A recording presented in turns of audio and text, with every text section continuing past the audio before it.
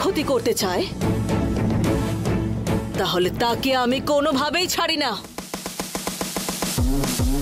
তুই যদি নিজে অশোককে আমার কাছে পাঠিয়ে দিস তাহলে ভালো, না হলে আমি কিছু বলবো না, আমি করে দেখাবো।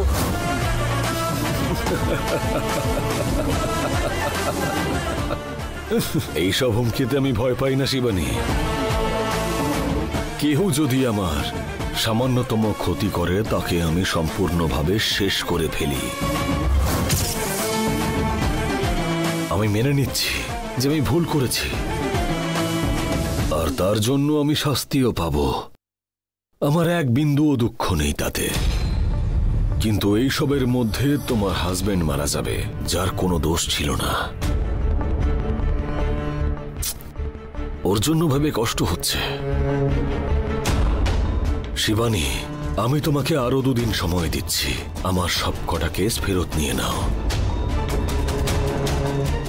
তাহলে তোমার হাজবেন্ডও বাড়ি চলে আসবে। না হলে ওর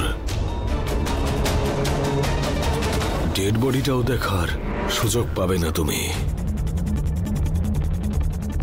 সিদ্ধান্ত আমি তোমার উপরে ছাড়লাম।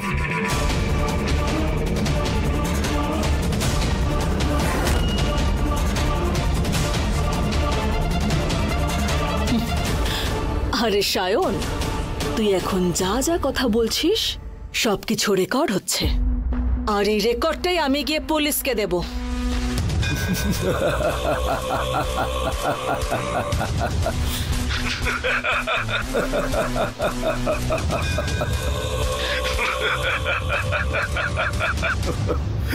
শিবানী, তুমি শিক্ষিত হয়ে অশিক্ষিতের মতন কথা বলছো।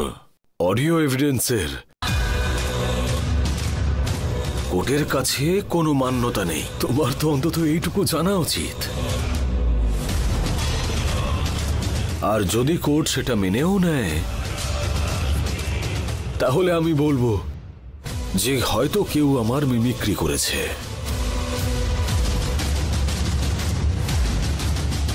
এইটুকু বিষয় খুব সহজেই সামলে নিতে পারবো। দেখো শিবানী, শেষবার তোমাকে বলছি, 2 দিনের সময় দিচ্ছি তোমাকে আমি।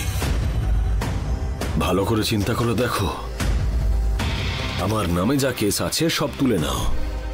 আমি পরে ফোন করব, না হলে কিন্তু তোমার প্রিয় হাজবেন্ডকে ভুলে যেতে হবে। ঠিক আছে?